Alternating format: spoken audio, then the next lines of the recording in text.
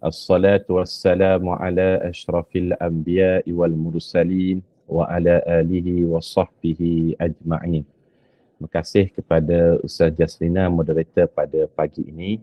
Seluruh saf kepimpinan SPAT, para alim ulama, pemimpin masyarakat, para habaib, muslimin, muslimat, hadirin, hadirat, tuan-tuan, puan-puan. Moga-moga kita semua termasuk dalam kalangan hamba-hamba Allah yang dimuliakan di sisinya pada pagi ini. Amin. Ya Rabbal Alamin.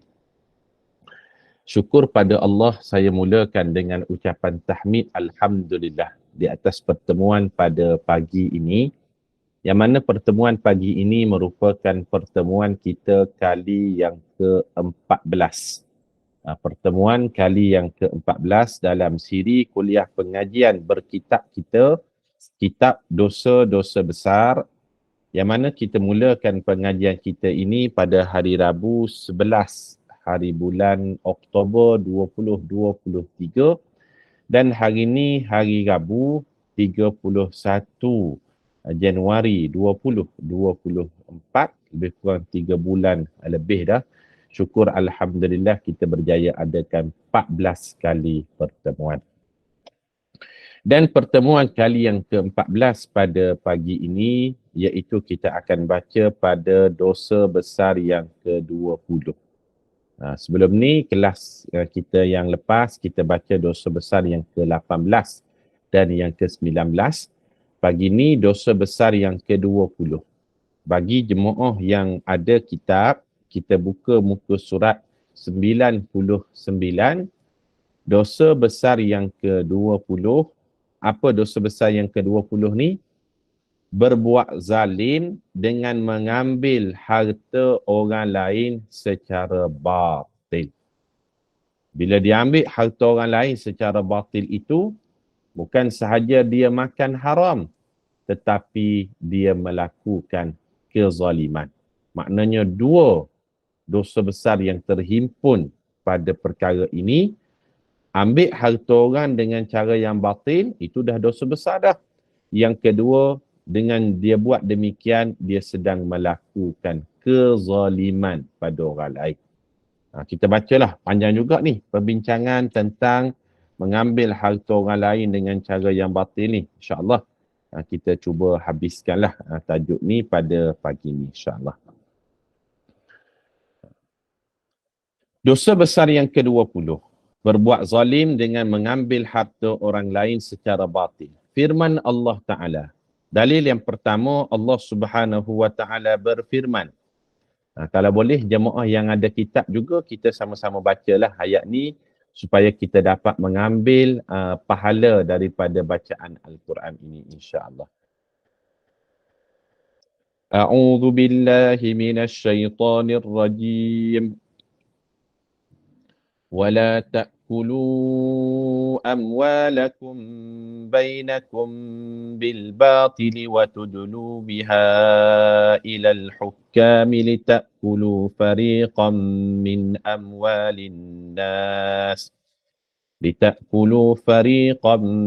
أموال الناس بالإثم وأنتم تعلمون. Surah Al-Baqarah ayat 188. Maksudnya,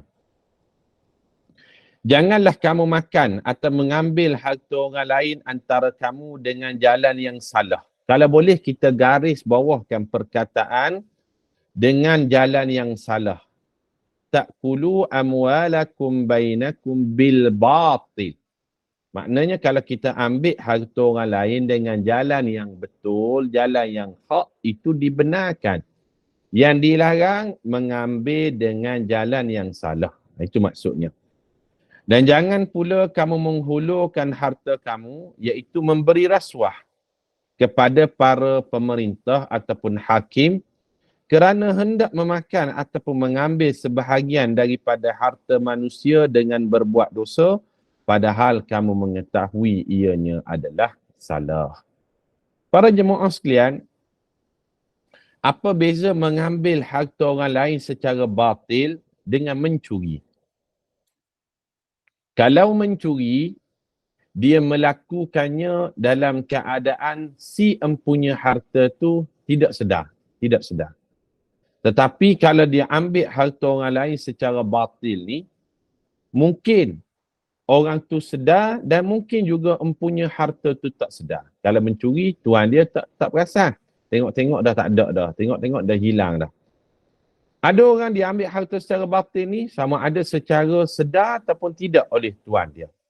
Maka dia telah melakukan kezaliman. Ia dikategorikan sebagai dosa besar. Dosa besar.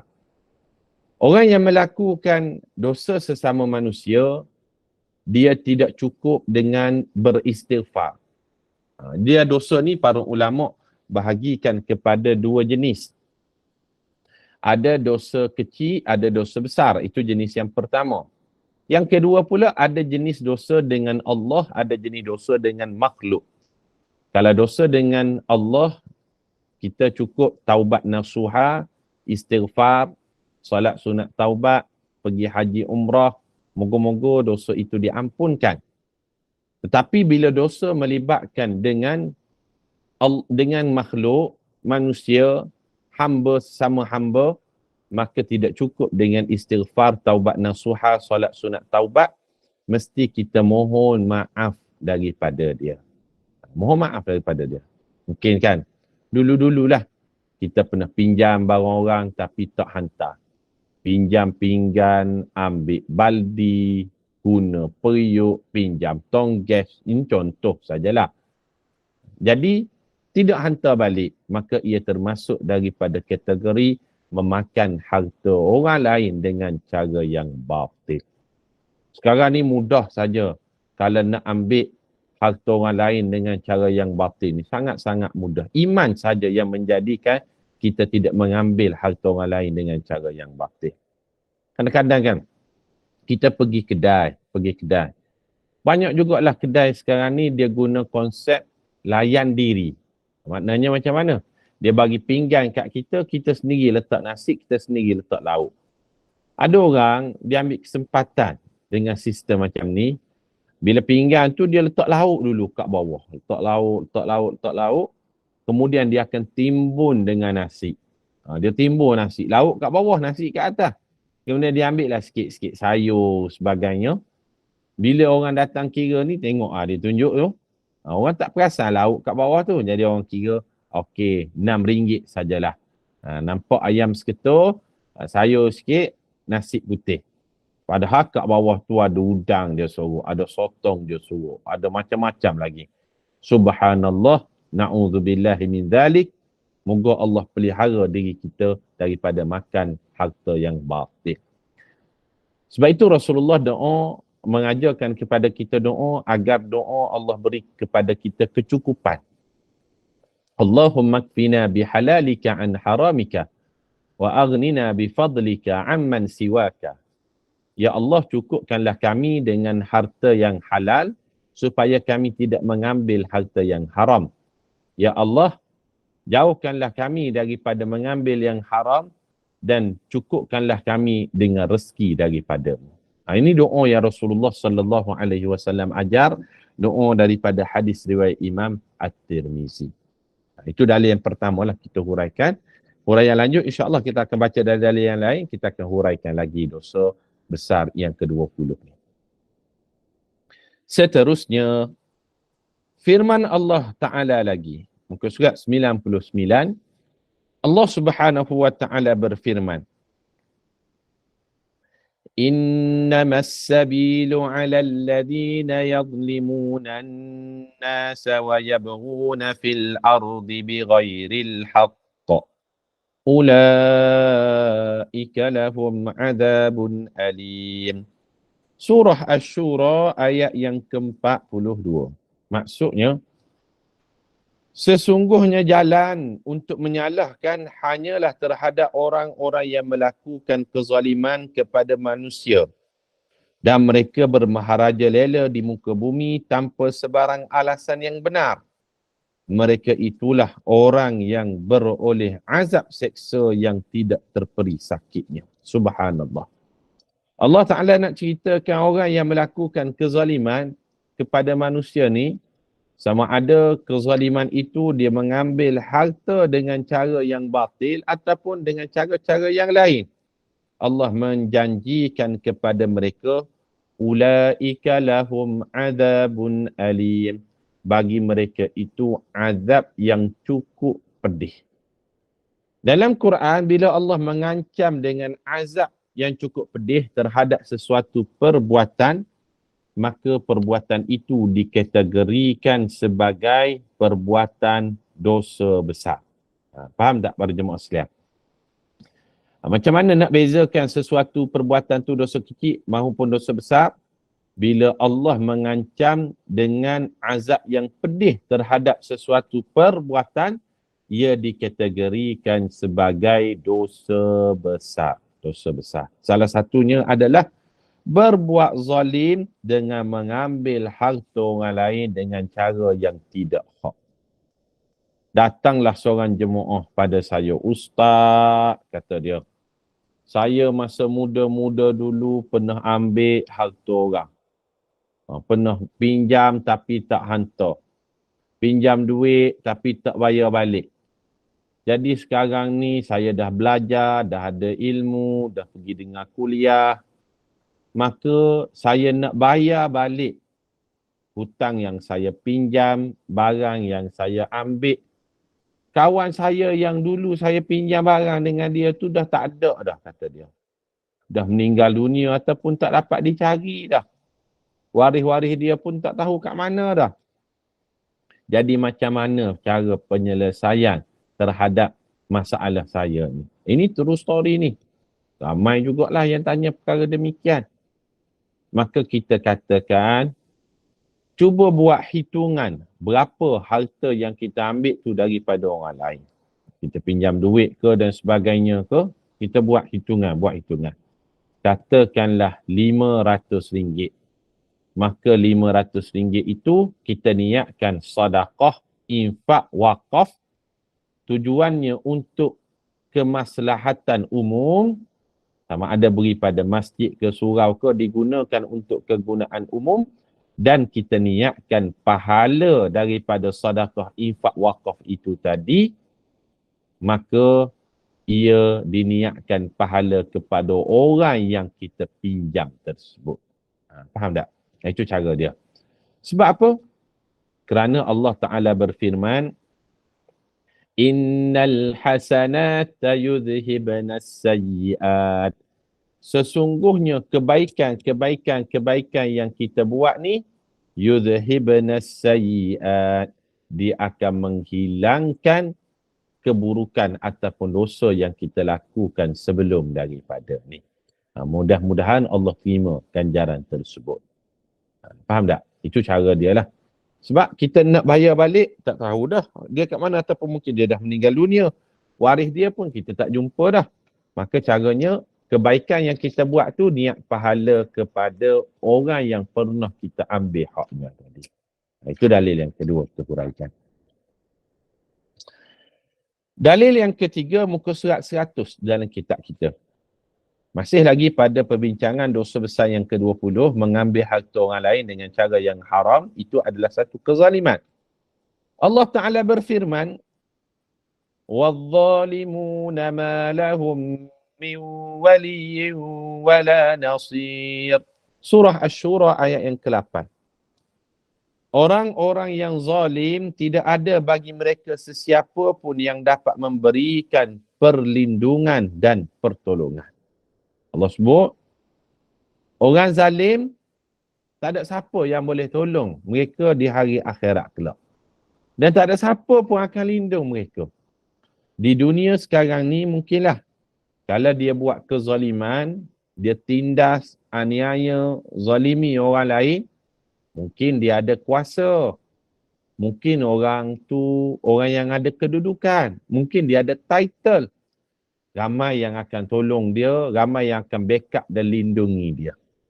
Tapi di hari akhirat Allah tegaskan, وَالظَّالِمُونَ مَا لَهُمْ مِنْ وَلِيٍّ وَلَا نَصِيرٍ. Orang yang buat zalim pada orang lain ni, tidak akan ada sesiapa pun yang dapat memberikan pertolongan dan perlindungan. Subhanallah. Islam mengajarkan pada kita kebaikan yang kita buat, walau sekecil apa sekalipun, kebaikan itu akan kembali pada kita di hari akhirat kelak. Islam ajar demikian. Kejahatan dan kezaliman yang manusia lakukan di dunia ni, walau sekecil macam mana sekalipun, sebenarnya kezaliman itu akan kembali pada dirinya pada hari akhirat. Islam ajar demikian. Kita buat baik, sekecil apa kebaikan tersebut, kebaikan itu sebenarnya bukan untuk orang lain, tetapi kebaikan untuk diri kita. Islam ajar demikian. Kejahatan yang manusia buat, sekecil apa pun, bukan untuk orang lain. Kejahatan tu mungkin kita nampak, oh bila buat jahat orang lain yang kena. Betul. Tapi sebenarnya kezaliman dan kejahatan itu akan kembali pada diri dia. Contoh. Kita duk uruskan kuliah online, spark semua kan.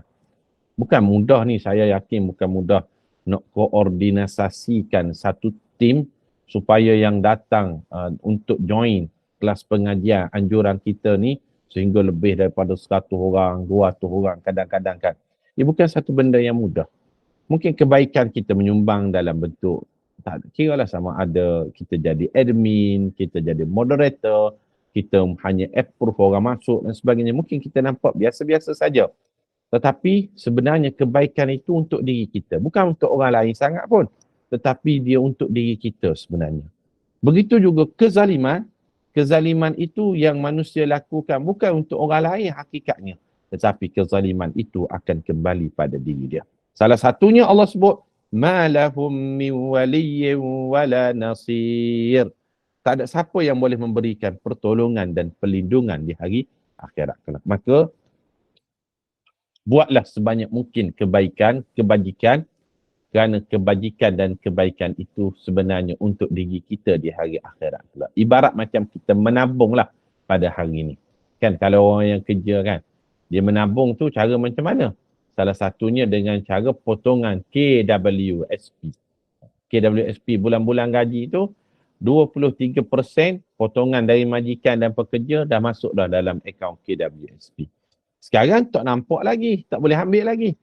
Tapi umur 55, dah nampak dah hasil dia. Begitu juga, kebaikan yang kita buat walau sekecil apa sekalipun, sekarang mungkinlah kita tak nampak lagi kebaikan tu untuk diri kita. Tapi bila meninggal dunia kelak, kita akan nampak insya-Allah satu kebaikan yang kita pernah buat. Walaupun kebaikan itu kecil dan biasa-biasa saja, dengan syarat kita lakukan itu kerana Allah Subhanahu wa ta'ala. Moga-moga Allah jagalah hati kita. Amin. Ya Rabbal Alamin.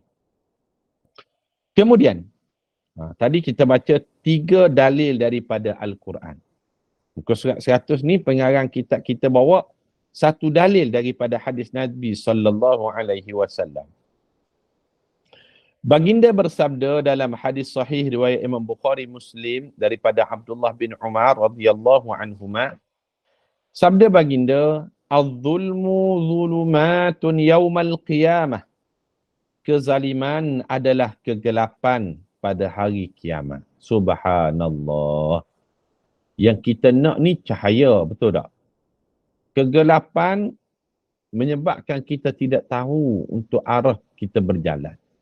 Kita kan kalau kita masuk gua tak bawa pula lampu torchlight, kita akan berada dalam kegelapan yang segelap-gelapnya dalam gua tu. Maka orang yang melakukan kezaliman, dia akan berada dalam suasana yang gelap gempita di hari akhirat kelak. Akan berada dalam gelap gempita. Sebab itu Allah sebut melalui hadis Nabi SAW, lisan Rasulullah, kezaliman yang manusia buat, itu sebenarnya akan memberikan kegelapan padanya pada hari kiamat. Dia tak akan menemui lagi cahaya. Maka kita ingatkan diri kita semua agar kita tidak melakukan kezaliman pada orang lain. Sama ada kezaliman itu kadang-kadang boleh datang melalui perbuatan. Tapi tanpa sedar ada juga kezaliman yang kita buat melalui ucapan kan. kata-katanya yang sehingga jatuh fitnah pada orang lain, menuduh orang lain, mengumpat, mengeji, orang tu tak buat, kita kata buat, sehingga perbuatan tu implikasinya menyebabkan orang lain dizalimi, maka kezaliman itu akan menjadi kegelapan pada hari kiamat kelak. Itu dalil yang pertama daripada hadis Nabi sallallahu alaihi wasallam. Sabda lain, Rasulullah sallallahu alaihi wasallam bersabda lagi. Ini hadis sahih riwayat Imam Bukhari Muslim. Man zalama shibran minal ardi tuwiqahu ila sab'i ardina yawmal qiyamah. Hadis riwayat Imam Bukhari dan Muslim. Masya Allah hadis ni. Sesiapa yang mengambil sesuatu secara zalim walau sebesar sejengkal tanah. Rasulullah sebut sejengkal tanah. Lebih kurang macam ni je tanah yang diambil dengan cara yang zalim. Akan disediakan baginya belenggu di leher sebesar hingga 7 lapisan bumi pada hari kiamat kelak. Masya Allah. Biasanya berlaku dalam bab tanah ni, iaitu peninggalan harta pusaka ataupun faraid. Ada jemaah sebelum ni saya ingat di kuliah SPAK sebenarnya. Jemaah tanya tentang apabila pembahagian harta pusaka, adalah salah satu ahli keluarga dia tu tidak nak bahagikan tanah peninggalan harta pusaka dia tu pada adik-adik. Abang dia ni, dia ceritakan abang dia tak nak bahagikan tanah tu pada adik-adik. Dia nak seorang dia saja. Sedangkan itu adalah harta pusaka peninggalan ibu ataupun ayah dia. Maka kita ingatkan, orang yang mengambil walaupun sejengkal tanah dengan cara yang haram, dengan cara yang zalim, dia mengambil hak orang lain. Rasulullah sallallahu alaihi wasallam sebut akan disediakan baginya belenggu. Belenggu ni maknanya ikatan. Dia akan diikat di leher dia. Ikatan tu sebesar hingga 7 lapisan bumi pada hari kiamat kelak. Na'udzubillah min dzalik. Hadis ni hadis sahih riwayat Al-Bukhari dan Muslim. Ambil harta orang lain dengan cara yang zalim. Banyak berlaku kan. Kematian ibu bapa, bila nak bahagi harta pusaka tu, itulah kita akan kenal adik-beradik dan sebagainya yang melakukan penindasan, yang ni tak payah bagi lah, yang ni dia nak lah, sebab keketamakan itu berlakunya pergaduhan dalam kalangan adik-beradik. Masa mak ayah ada, elok je.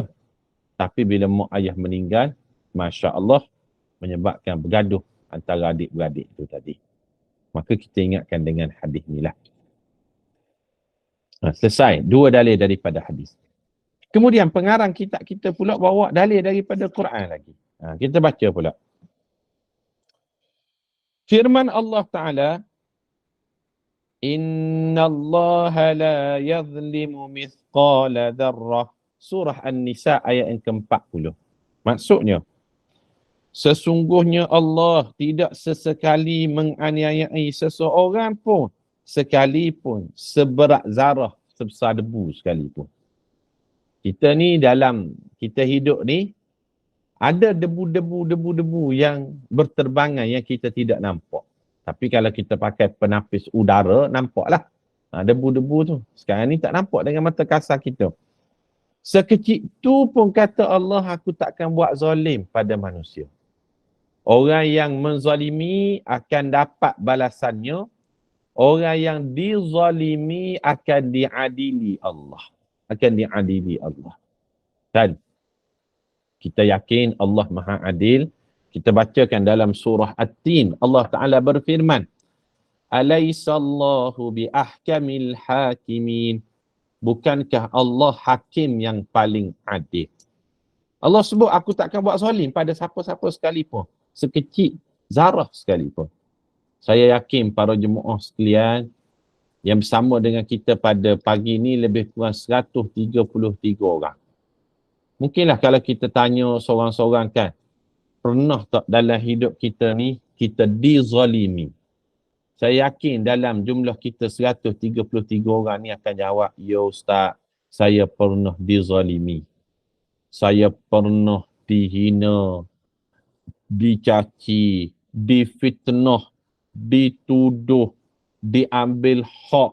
Macam-macam kalau kita nak senaraikan kehidupan yang kita lalui ini, kita dizalimi oleh orang lain. Ditindas sepatutnya kita dapat, tapi datang orang lain, dia ambil hak kita, dia tindas kita, dia zalim, macam-macam. Sebenarnya pada siapa kita nak mengadu? Betul tak? Nak mengadu pada polis, belum tentu kita menang. Nak bawa kes ke mahkamah, nak buka fail, paling kurang kena ada 5,000 mula-mula. Nak bawa kes ke suhakam, belum tentu kita berjaya. Nak bagi tahu pada siapa kita dizalimi? Melainkan kita doa kepada Allah, doa orang dizalimi itu Allah Ta'ala simpan, Allah makbulkan, dan ayat yang kita baca tadi sebenarnya dia menjadi pemujuk kepada jiwa-jiwa orang beriman. Sesungguhnya Allah takkan menganiayai walaupun sekecil zarah debu sekalipun kepada orang yang zalim dan kepada orang yang dizalimi. Kan saudara kita kan di Palestin sana, mereka dizalimi sudah berpuluh-puluh tahun. Ayah kehilangan anak, isteri kematian suami, anak menjadi yatim. Nak mengadu pada siapa? Mengadu pada PBB. Orang buat tak tahu je sebab apa dia berdepan dengan kuasa besar Amerika, Israel. Maka ingatlah Allah Ta'ala janjikan innallaha la yazlimu mithqala dzarrah. Allah tidak akan buat zalim walaupun sekecil debu sekalipun. Yang zalim akan dihukum, yang dizalimi akan mendapatkan ganjaran yang selayaknya di atas kesabaran mereka. Itu dalil daripada Quran. Muka surat 101. Rasulullah sallallahu alaihi wasallam bersabda dalam hadis riwayat Imam Ahmad daripada Aisyah radhiyallahu anha. Sabda baginda, wa diwanul ladzi la yatrukullahu minhu syai'a wa huwa zulmul ibad. Catatan amalan yang tidak akan dibiarkan dihapuskan oleh Allah ialah kezaliman pada orang lain. Subhanallah. Setiap daripada kita ni 130 orang pada saat ni. Saya, tuan-tuan, para jemaah sekalian, kita masing-masing ada buku catatan amalan kita. Buku catatan amalan. Betul tak? Kita akan dapat kita punya live report nanti di padang mahsyar. Rasulullah sebut, buku catatan amalan manusia ni Allah Ta'ala boleh hapuskan dengan kita istighfar, kita mohon maaf dengan orang lain. Tapi ada yang Allah Ta'ala tidak akan hapuskan, iaitu dalam bab kezaliman manusia terhadap orang lain. Itu Allah Ta'ala tak hapuskan. Maknanya masih catat dalam buku catatan amalan tu. Maknanya nak ampun ataupun tidak tu nanti akan dibicarakan di mahkamah Allah Ta'ala. Masya Allah. Besarnya yang dinamakan dengan dosa buat zalim pada orang lain ni, lebih-lebih lagi dalam bab harta, ambil harta orang lain, menyebabkan orang lain jadi susah, miskin, papa kedana sampai pada muflis dan sebagainya, maka kezaliman ini tidak akan dihapuskan amalannya. Ada saya dengar satu kisah kan, dia kongsikan. Dia kata dia nak tolong adik dia beli kereta. Maka gunalah nama dia. Guna nama dia. Dia beli kereta untuk adik dia, guna nama dia. Bila dah beli kereta untuk adik dia tu, adik dia tak bayar bulan-bulan. Tak bayar bulan-bulan. Dah bagi tahu pada adik dia bayarlah, tak bayar juga.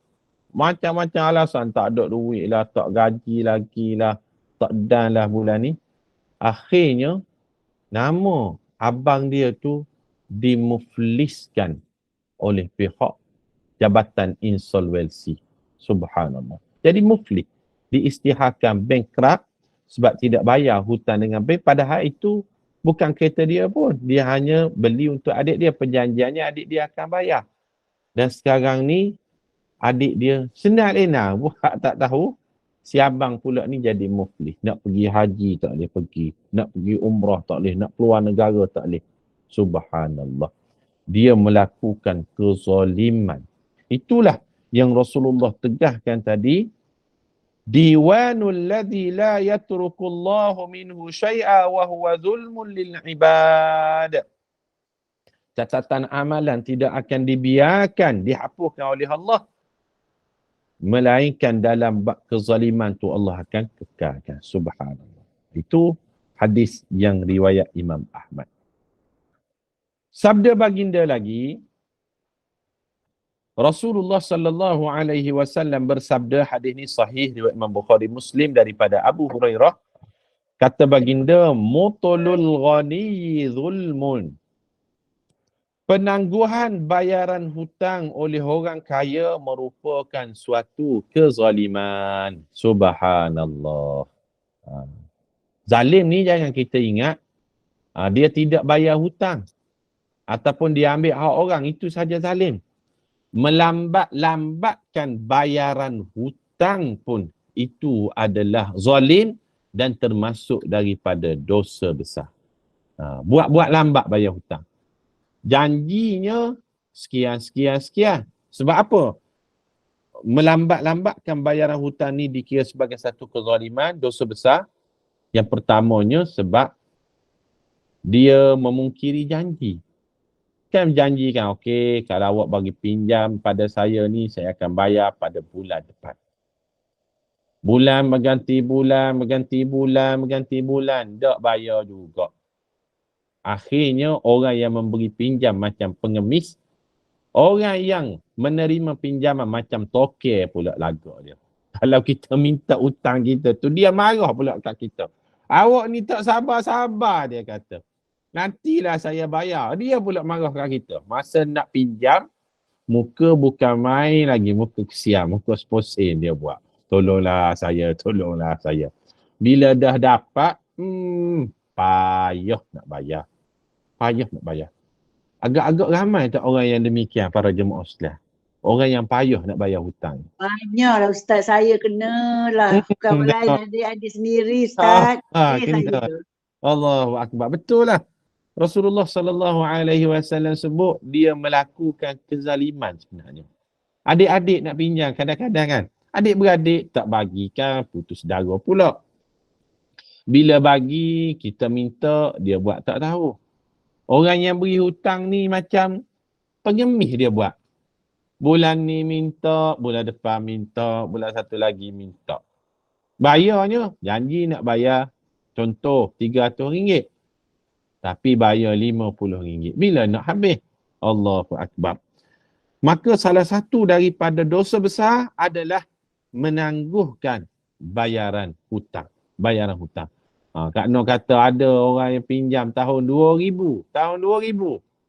Sekarang tahun 2024. 24 tahun. Tak bayar hutang lagi. Subhanallah. Dia sedang melakukan kezaliman. Perbuatan itu termasuk daripada dosa besar. Maka elakkanlah daripada meminjam-minjam.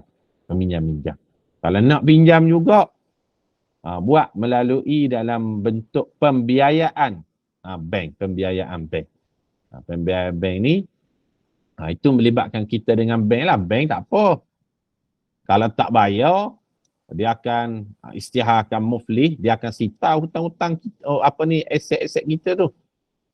Pinjam dengan orang, nanya kesian kat orang, ada urusan juga.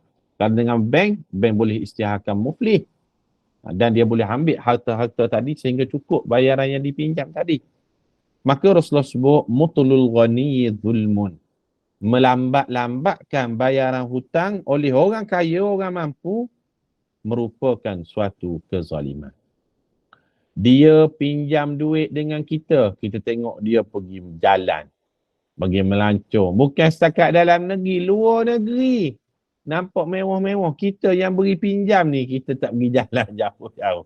Allahu Akbar, dunia sekarang ni. Macam-macam jenis kerakannya.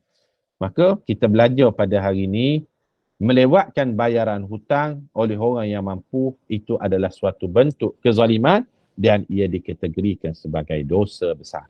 Seterusnya,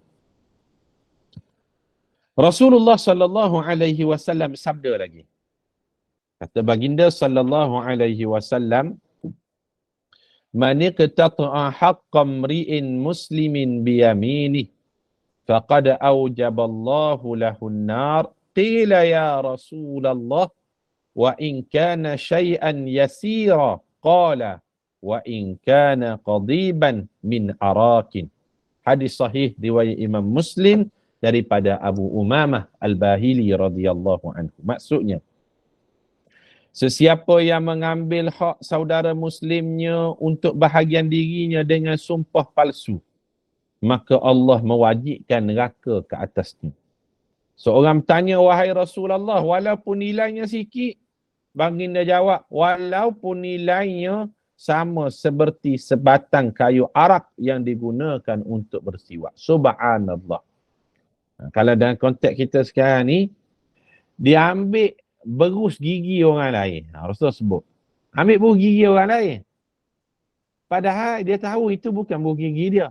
Kecil je nilai kan berus gigi. Kayu siwak. Rasulullah sebut. Dia bersumpah, ni berus gigi saya ni demi Allah, berus gigi saya bukan orang lain punya. Padahal dia tahu itu bukan daripada berus gigi dia. Rasulullah sallallahu alaihi wasallam sebut, aujaballahu lahun nar, Allah wajibkan padanya neraka. Teruk sangat berus gigi pun tak mengaku juga. Aduh, dunia sekarang kan. Kalau selipar tu boleh jadilah selipar. Ada yang tanya, Ustaz, kalau saya cagarkan rantai ataupun gelang emas sebagai cagaran pinjam duit tu boleh tak? Itu boleh. Itu disebut sebagai konteks ar-rahnu. Dia buat perjanjian dengan orang yang bagi pinjam tu, kalau saya tak mampu bayar dalam tempoh setahun, rantai ataupun gelang yang saya cagarkan ini, itu telah menjadi hak awak. Maka dia perlu tebuslah dalam tempoh tersebut. Itu dibenarkan. Baginda bersabda lagi, muka surat 102. Muka surat 102, hadis yang seterusnya. Sabda baginda sallallahu alaihi wasallam, man ista'malhu ala amalin fakatamana mikhyatan fama fawqahu kana ghululan ya'ti bihi yaumal qiyamah. Hadis riwayat Imam Muslim.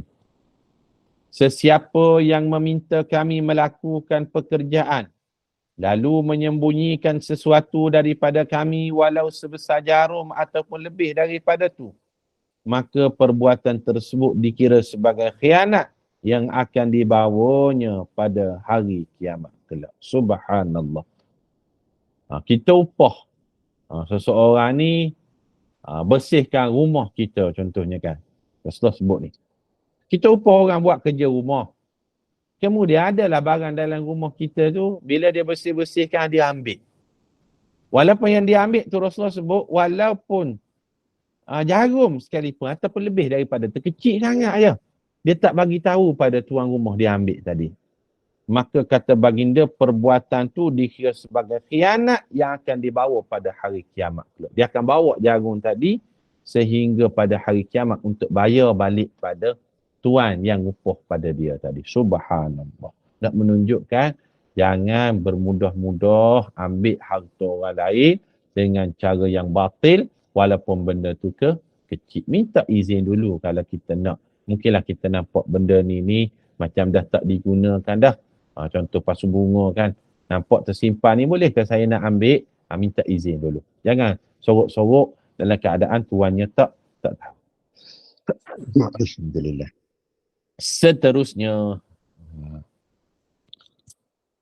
sabda baginda sallallahu alaihi wasallam lagi, inna syamlata allati ghallaha latashta'ilu alaihi nara. Faqama rajulun faja'a bishirakin kana akhadahu lam tusibuhu al-maqasim faqala shirakum minan nar. Hadis sahih riwayat Imam Bukhari dan Muslim. Maksudnya, Sesungguhnya kain sarung yang diselewengkan seseorang akan menyalakan api pada pelakunya. Subhanallah. Ni kain sarung pula. Tadi Rasul cerita jarum. Ni dia seleweng hartanya, harta itu adalah kain. Tiba-tiba ada seorang lelaki berdiri dan datang dengan membawa tali kasut yang dia ambilnya sebelum dibahagikan.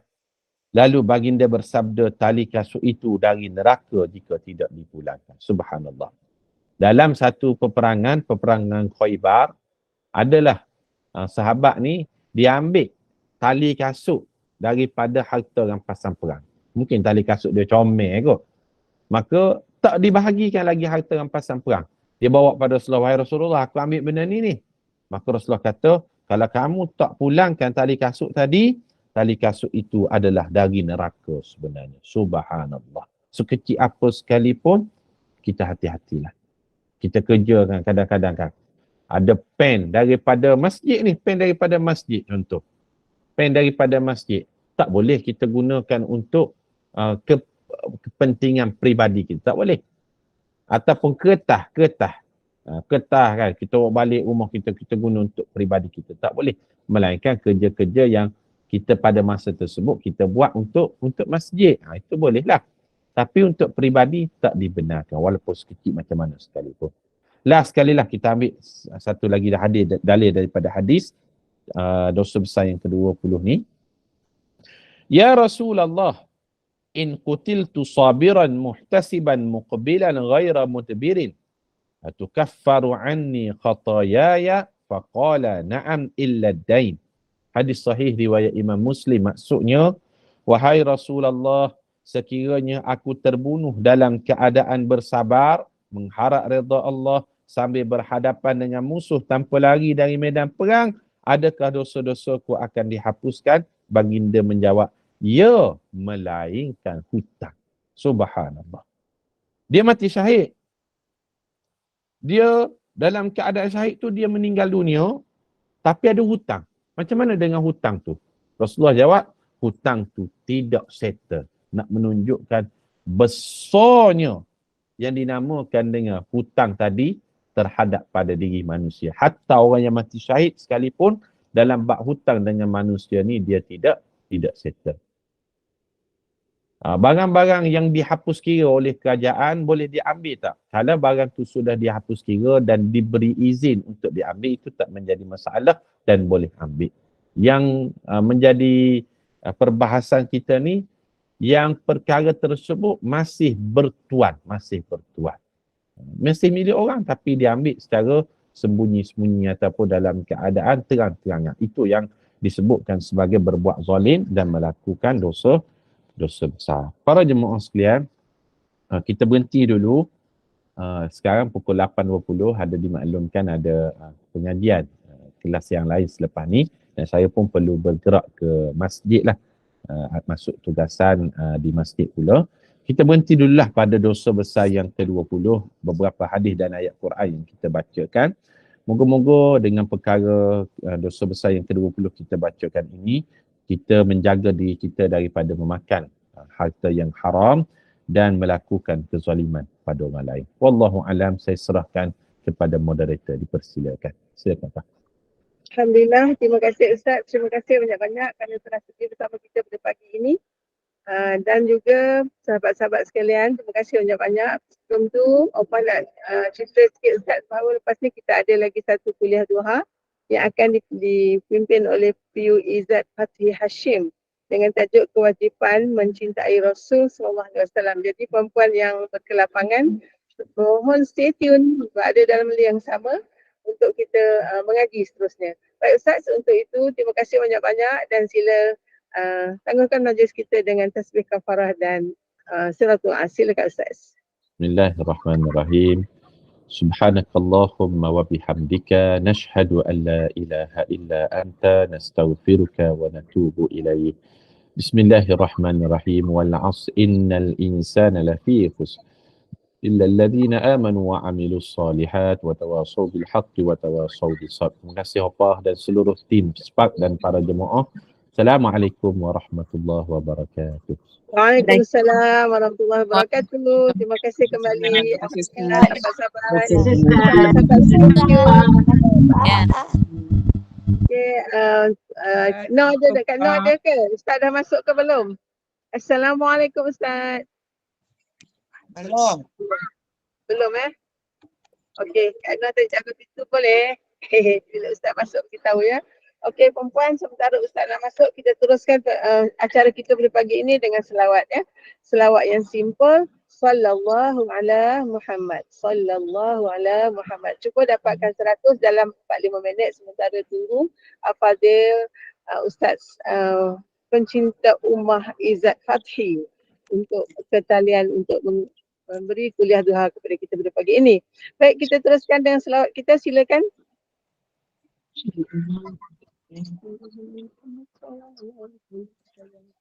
Assalamualaikum, Pak. Ganggu tanya Puan. Ustazah dengan Inun mana? Apa tu? Ustazah dengan Ustazah Inun mana? Tak ada, dia tak jadi moderator lah. Ustazah Inun. siapa? Puan Ustazah Inun siapa? ni. Inun Puan ni yang biasa. Puan Inun bercuti. Ingatkan dia tak ada dah dalam ni grup ni. Tak apa, terima kasih. Terima kasih. Sama. Ada nombor dia tak? Tak ada, minta tolong apa tag dalam ni boleh tak? Nanti saya nak ni. Boleh. Ini Terima Puan kasih. Wan apa nama ni? Wan apa? Puan Nurhanita. Wan Nurhanita. Ya. Terima kasih ya. InsyaAllah.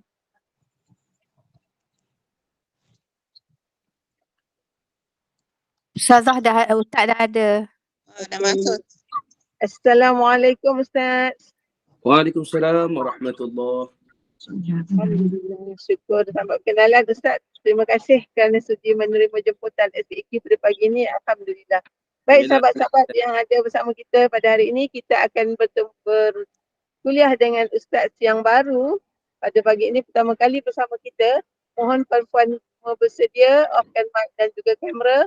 Sedia beri perhatian dan pen dan pensel untuk catat apa fakta-fakta yang penting pada pagi ini kerana tajuknya sangat menarik. Okey Ustaz, persilakan Ustaz untuk mulakan majlis kita dengan takruf sikitlah berkenaan dengan pengenalan kita. Silakan. Baik. A'udzubillahi minasyaitonir rajim. Bismillahirrahmanirrahim. Assalamualaikum warahmatullahi wabarakatuh. Alhamdulillahi wa kafa wa bi rasulillahil mustafa wa ala alihi wa sahbihi haqqa qadrihi wa miqdarihil azim wa qala rabbi shrah lana sudurana ويسر لنا أمورنا واحلل عقدة من ألسنتنا يفقهوا أقوالنا اللهم اجعلنا الذين يستمعون القول فيتبعون أحسنه اللهم آمين آمين يا رب العالمين. Alhamdulillah, kita panjatkan setinggi syukur kepada Allah Subhanahu wa taala kerana pada pagi yang penuh barakah ini kita dapat lagi sama-sama menikmati kehidupan dengan dua nikmat yang sangat besar yang para ulama sebut inna hadza akbar ni'am, inilah sebesar-besar nikmat di sisi Allah, iaitu nikmat iman dan Islam. Jadi ibu-ibu sekalian, syukur banyak-banyak dengan nikmat tersebut. Yang keduanya, marilah sama-sama kita memperbanyakkan ucapan selawat dan salam ke atas junjungan mulia Nabi besar kita Nabi Muhammad sallallahu alaihi wa ala sahbihi wasallam. Kerana dengan asbab usaha dakwah baginda, hari ini kita dapat menikmati dua nikmat yang utama tadi. Hari ini juga kenapa nama kita mungkin Safiyah, nama kita mungkin Rosnani, nama kita mungkin Zaliha. Semua itu bibarakatin Nabi SAW. Nabi bawa ajaran yang sangat mulia ini sehingga sampainya kepada kita, Alhamdulillah. Jadi seperti yang dimaklumkan tadi, Alhamdulillah ini pengajian pertama kita. Walaupun kumpulan atau grup ini saya dah dengar lama namanya daripada sahabat asatizah sendiri. Mereka kuliah dan sebagainya. Tapi hari ini Alhamdulillah Allah takdirkan kita dapat bertemu. Jadi sebagai mukaddimah untuk semua warga SPQ yang saya kasih kepada Allah. Nama penuh saya ni Izzat Fathi bin Hisham. Mana-mana lah nak panggil. Ada orang panggil Syed Izzat, ada orang panggil Ustaz Fathi, mana-mana lah. Mana yang sesuai lah. Saya menetap di Bangi, Selangor. Mungkin ada yang dekat, mungkin ada yang jauh. Alhamdulillah berkeluarga anak baru 4 orang. Sekolah lagi semua, 4 masih bersekolah.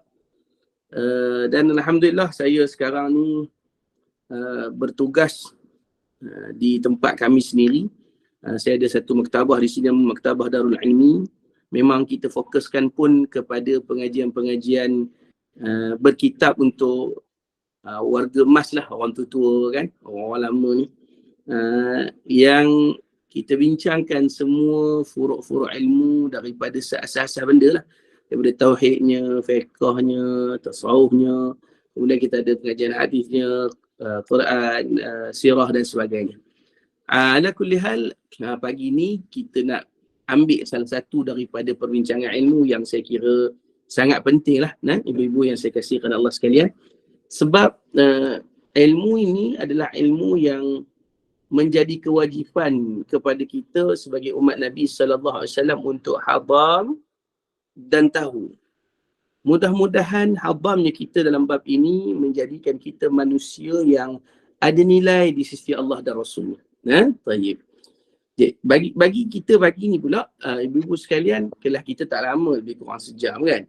Jadi saya akan ambil satu bahagian je lah daripada kitab yang sangat barakah ini. Nama kitabnya Zadul Muhibbin fi tarjamati kitab Nuril Mubin fi mahabbati Sayyidil Mursalin sallallahu alaihi wasallam.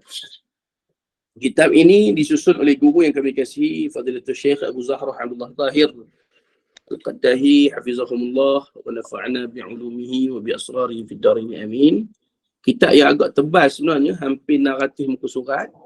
Cuma hari ni kita nak ambil satu fasal dalam kitab ini, iaitu berkenaan dengan kewajipan mencintai Rasulullah SAW. Saya yakin ibu-ibu sekalian, kita ni bila cerita tentang Rasulullah, ada banyak benda yang kita tahu. Tapi dalam masa yang sama, ada banyak juga benda yang mungkin kita tak tahu, atau mungkin kita dah terlupa sebab penceritaan tentang Rasulullah bukan cerita yang pendek. Fasa kerasulan sahaja ada lebih kurang 23 tahun. Fasa sebelumnya ada lebih kurang 40 tahun. Ada terlalu banyak benda yang kita kena telusuri dengan baik. Kalau kita nak baca dari sudut maratib susunan, antara kitab yang baik yang disusun oleh Syekh Abu Bakar Sirajuddin, atau nama sebelum Islamnya adalah Martin Links, iaitu Muhammad SAW, nama buku dia tersebut. Agak tebal juga, tapi dicerita dari sudut kronologi lah, kehidupan Nabi SAW. Yang tu baik untuk kita buat bacaan, supaya apa? Supaya kita jadi manusia yang ada nilai di sisi Allah Subhanahu Taala sebab tahu tentang kekasihnya. Jadi pagi ni kita nak ambil satu rubuk je, satu bahagian sahaja daripada semua tanggungjawab itu. Kita baca daripada kitab Zadul Muhibbin. Baik. Qala al-musannifu hafizahullahu ta'ala wa nafa'ana bi'ulumihi wa bi'asrarihi fid darain amin. Kata musannif, faslun fi wujubi mahabbatihi sallallahu alaihi wasallam. Fasal pada membincangkan tentang kewajipan mahabbatihi, iaitu kewajipan untuk mengasihi dan mencintai siapa? Rasulullah sallallahu alaihi wasallam. Ibu-ibu, cuba kita menung kejap. Kalau kita menung kejap sejarah hidup masing-masing, pada usia kita sekitar awal 20-an, ketika ada seorang lelaki yang masuk meminang, cuba kenang-kenang sikit apa keadaan atau disebut hal kita pada masa tersebut. Kita mula cari siapa lelaki ni. Kita mula tak boleh tidur malam memikirkan kenapa dia masuk minang aku. Dia mula rasa macam-macam lah. Orang-orang tua lama sebut apa? Orang tengah asyik ataupun tengah angau, kan? Sebab apa? Sebab dipinang oleh orang yang bakal menjadi pasangan hidup dia, suami dia. Mungkin dia rasa seronok, cuma seronok tu sampai tak tentu arah. Tapi setelah kita berkeluarga, kita kena terima bahawa dia ada kekurangan dia, kita ada kekurangan kita. Sebab ialah kita manusia kan, ada kekurangan masing-masing. Tapi menariknya, bila cerita tentang Nabi SAW, dia tidak seperti kita. Dia tidak seperti kita. Yang mula-mula kita rasa angau teringat, bila bersama dengan dia, kita rasa banyak je kurang.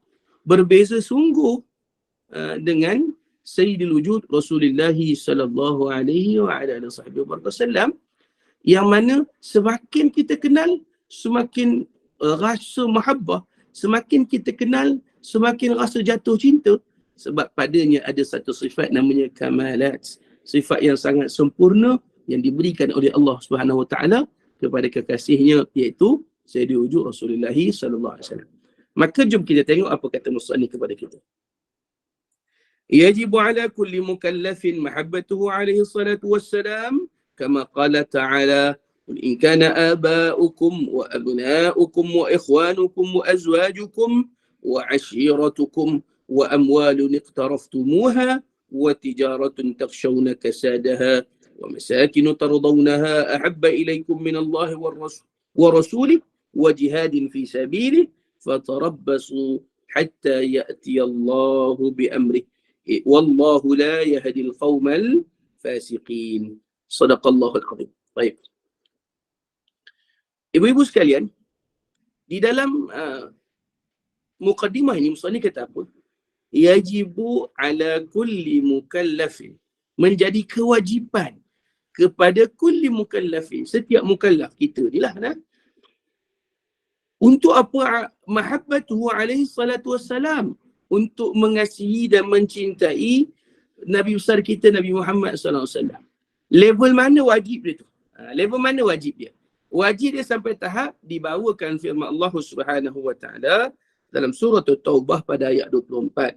Kama qala ta'ala, a'udzu billahi minasyaitonir rajim, qul in kana aba'ukum wa abna'ukum wa ikhwanukum wa azwajukum wa 'ashiratukum wa amwalun iqtaraftumuha wa tijaratun takhshawna kasadaha wa masakin tardawnaha. Itu semua benda yang kita sayang tu. Siapa?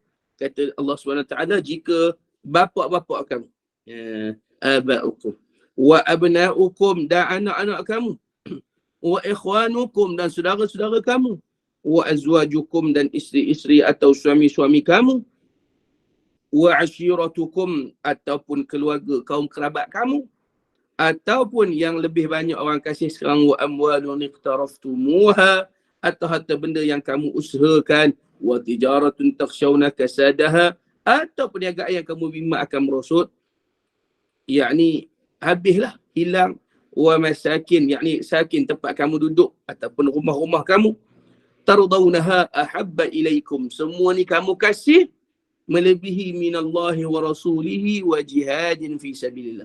Kalau semua daripada bapak sampai ke rumah kamu duduk tadi ni, kamu kasih melebihi kasih kamu pada Allah, Rasul dan jihad di jalan Allah, fatarabbasu hatta ya'ti Allahu bi amrih. Kalau kamu buat gitu, kamu tunggu sehingga Allah Ta'ala mendatangkan keputusannya, yakni azab Allah. Sebab apa? Wallahu la yahdil qawmal fasiqin. Sebab Allah Ta'ala ni tak akan bagi hidayah kepada orang-orang yang fasik. Baik. Muqaddimah ni musannif nak cakap apa kepada kita ibu-ibu sekalian? Cinta kepada Allah, Rasul dan jihad di jalan Allah ni adalah the ultimate level. Pada kedudukan yang paling tinggi, kecintaan yang paling besar, yang luar biasa, menandingi semua bentuk kecintaan kepada benda lain. Nah, seorang anak sayang pada ayah dia. Seorang isteri sayang pada suami. Seorang suami sayang pada isteri.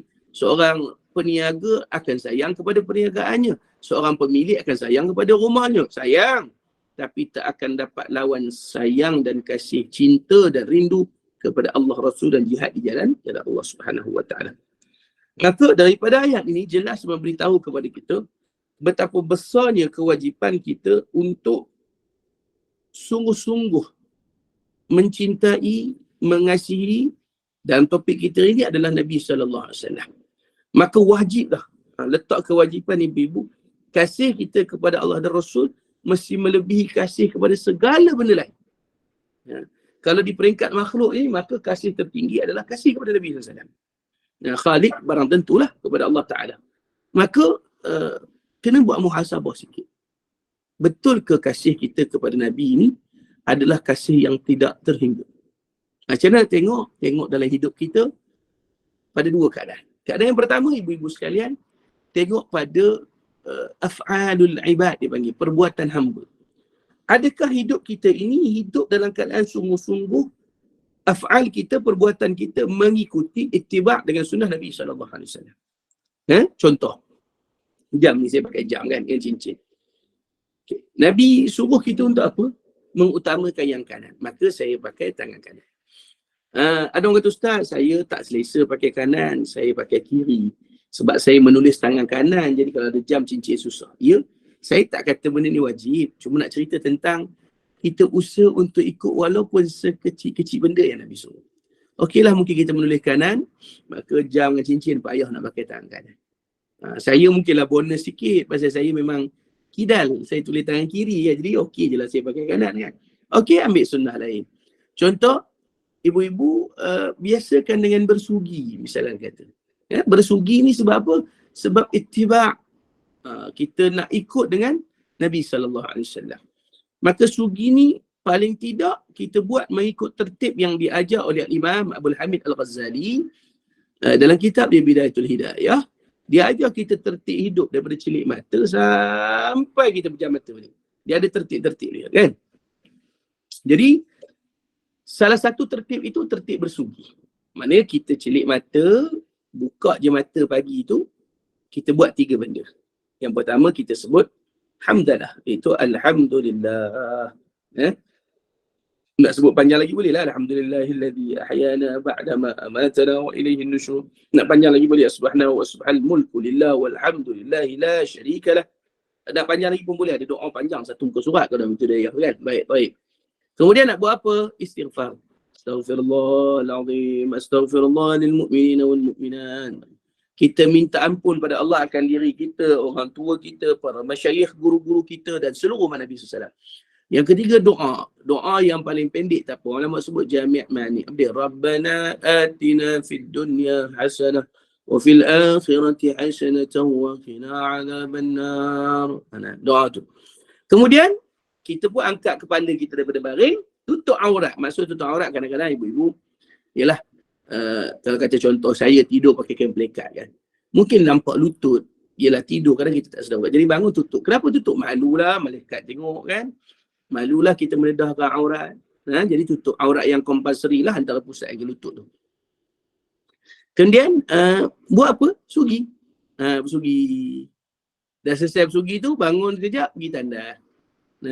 Kemudian sebelum wuduk sugi lagi. Kemudian siap wuduk semua keluar nak salat sugi. Kemudian hiduplah macam biasa. Zuhur lagi, sebelum wuduk sugi, sebelum salat sugi. Kenapa sugi tu? Sebab kita nak kejar 2 kelebihan. Ya, of course lah kita nak ikut sunnah Nabi tadi sebagai bukti kecintaan. Tapi Nabi janji 2 kelebihan. Yang pertama, orang yang bersugi ni Nabi janji salat dia lebih baik daripada salat orang yang tidak bersugi. Salatun bisiwakin. Nabi kata salat dengan sugi ni dia khairun atau afdalun, lebih utama daripada salatun bila siwakin. Daripada salat orang yang bersugi. Solat orang yang tidak bersugi. Orang yang bersugi solat dia lebih utama. Dan beza dia besar, iaitu 70 darjah. 70 darjah. 70 kali ganda beza dia. Kan? Jadi kita buatlah. Itu kita nak utama. Yang kedua kita nak kerja qaulul thabit. Apa qaulul thabit? Bila nak mati esok. Apa dia? La ilaha illallah Muhammadur Rasulullah. Kita nak kejar yang tu. Kan? Tapi kedua-duanya ini akan dapat dengan syarat ittiba' dengan sunnah Nabi SAW. Dan orang yang ittiba' ni min alamatil mahabbah. Antara alamat cinta dan kasih dia kepada Nabi SAW. Itu satu contoh lah saya sebut. Bersugi kan. Jadi ibu kita kena usaha untuk ikut sungguh Nabi SAW sebagai min alamatil mahabbah. Antara alamat mahabbah cinta kita kepada Nabi. Yang pertama af'al, perbuatan kita tadi ni. Ikut sungguh dengan Nabi SAW. Contoh dia sugilah.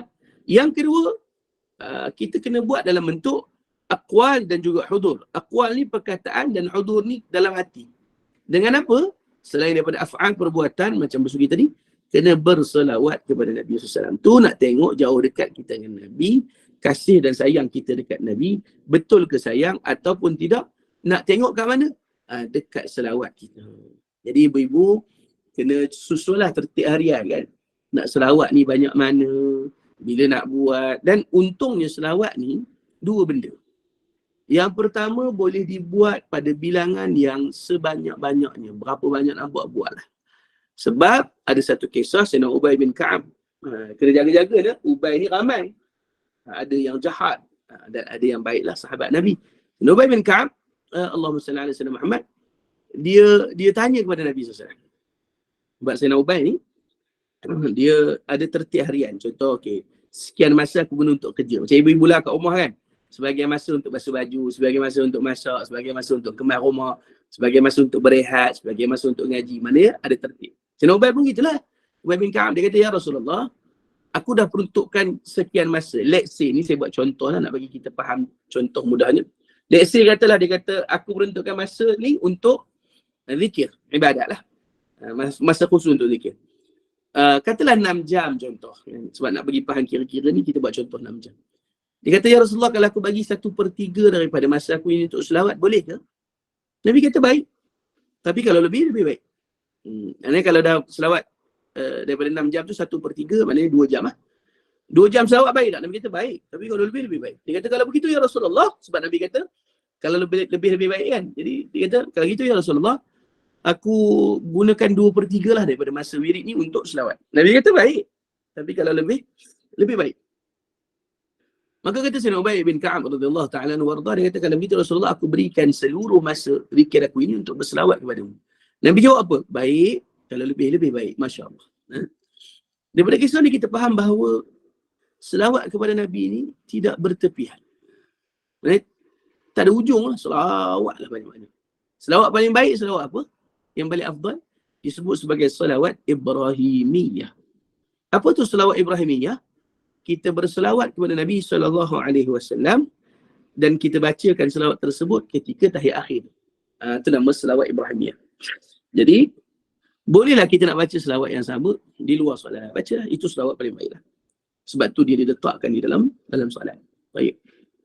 Tapi kalau kita rasa panjang, mungkin nak jadikan wirid, kita nak laju sikit, nak banyak sikit, maka boleh ambil sirah yang lain. Ada orang nak selawat Allahumma salli ala Sayyidina Muhammad. Bismillah, silakan. Ada orang yang nak selawat, dia panggil selawat dhamir. Selawat dhamir ni pendek je. Antaranya amalan Sayyidil Imam Malik ibn Anas. Macam mana selawat dia? Dia baca dengan innallaha wa malaikatahu yusalluna 'alan nabi ya ayyuhalladzina amanu sallu 'alaihi wa sallimu taslima. Dia baca selawat itu. Baca ayat Quran itu, ayat yang khatib baca atas mimbar setiap Jumaat tu kan. Lepas tu dia akan sambung dengan apa?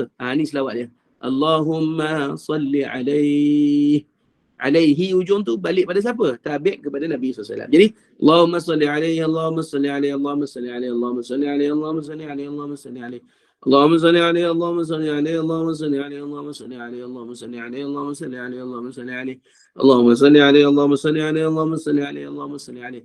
Dia sebut benda tu di mulut sebut, di hati rasa. Batu kata aqwal, perkataan dan hudur. Dalam hati tu dia mari rasa. Aku ni sedang berselawat kepada siapa? Kepada Nabi Muhammad sallallahu alaihi wasallam. Maka ibu-ibu nak buat berapa banyak ni? Berapalah kan. Lebih banyak lebih baik. Tapi kalau kita baru nak mula, bolehlah start dengan apa yang Nabi sebut pagi dan petang itu, sabahan wa masaan. Lepas subuh buat asyarah marrah 10 kali. Ba'da al-'asr, selepas asar asyarah marrah 10 kali lagi. Jadilah 20 kali sehari. Tu paling kurang kan. Kemudian bertambah lagi. Sehinggalah sampai kepada ikutlah berapa puluh ribu sehari pun tak apalah. 30,000, 50,000, 100,000, ikutlah bergantung kepada masing-masing. Yang penting kita memperbanyakkan selawat kepada baginda Nabi SAW. Dan kenapa kena buat ataupun kena bentuk cara hidup begini? Sebab kita nak mengejar apa kita sebut tadi, kewajipan yang menjadi tuntutan kepada kita, iaitu kewajipan mencintai Nabi sallallahu alaihi wasallam. Yang tu yang penting. Jadi ibu sekalian, jom tengok apa musannif kata. Sambung lagi. Qala Rasulullah sallallahu alaihi wasallam, la yu'minu ahadukum hatta akuna ahabba ilaihi min walidihi wa waladihi wan nasi ajma'in. Sadaqa Rasul sallallahu alaihi wasallam, rawal Bukhari dan Muslim. Kata Nabi SAW, la yu'minu ahadukum, tidak beriman seorang kamu, dengan maksud tak sempurnalah iman kita ni. Hatta, sehinggalah akuna ahabba ilaihi, kamu mencintai, yang ni kamu semua ni lah, termasuklah kita, mencintai Nabi SAW, lebih daripada kamu cinta min walidihi wa walidihi, daripada kamu cinta kepada, anak kamu ke, ataupun orang tua kamu ke, ataupun wan nasi ajma'in. Mana cinta kita pada Nabi ni kena melebihi cinta pada anak, cinta pada orang tua, cinta pada siapa-siapa pun lah di kalangan umat manusia. maka kalau kita boleh pergi sampai ke tahap itu, maka kita dah sampai ke peringkat yang baik dalam bab mahabbah kepada Nabi SAW. Tapi kalau kita cinta benda lain melebihi benda itu. Kita sembang mungkin sembang sedap lah. Kita cinta Nabi. Tapi macam kita ajar tadi, kita dah baca sesama. Itibak dengan Nabi susah. Kan? Amalan ikut dan. Macam mana Nabi bangun qiyam waktu malam, kita niam tidur. Nabi suruh kita jaga ibadat, kita jaga badan je. Makan. Ibadat tak jaga. Nabi suruh selawat, kita banyak nyanyi misalnya kata. Jadi dia tidak memberikan menjadi tasdiq ataupun menjadi bukti bahawa apa yang kita cakap tu benar. Kalau kita cakap kita cinta Nabi SAW, maka hidup kita ni kena ikut dengan perjalanan sunnahnya Nabi sallallahu alaihi wa ala alihi wa sahbihi wa baraka wa sallama taslima. Baik. Kemudian sambunglah. Benda ini, yakni kecintaan kepada Nabi SAW ini betapa besarnya dia sehingga sahabat-sahabat Nabi SAW, iaitu para sahabat radhiyallahu anhum ajma'in, mereka menzahirkan kecintaan kepada Nabi dengan sebenar-benar cinta. Antaranya dalam satu hadis diceritakan bahawa berlaku satu peristiwa tentang bagaimana Nabi menjanjikan orang yang mencintai Nabi ni dapat kelebihan.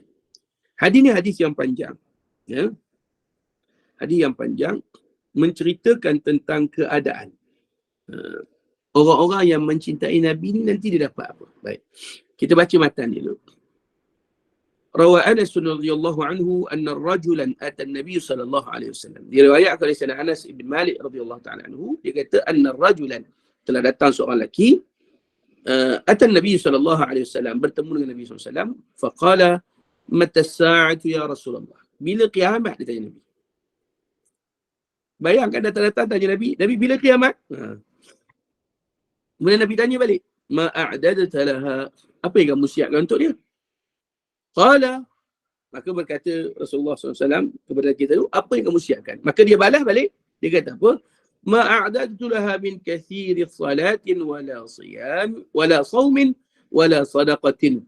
Aku ni ya Rasulullah tak bersedia pun dengan maksud, kalau kata aku tunggu kiamat ni dengan maksud kathiri salah, memperbanyakkan solat aku gitu je lah.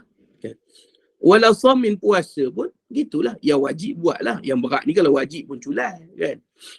Wajib pun culah. Kata cinta Nabi SAW, wajib culah memanjang. Dah semayang kita tak jaga masa, semayang pun kadang semayang, kadang terbabah. Kemudian semayang pula tak khusyuk main-main. Tu teruk lah kan.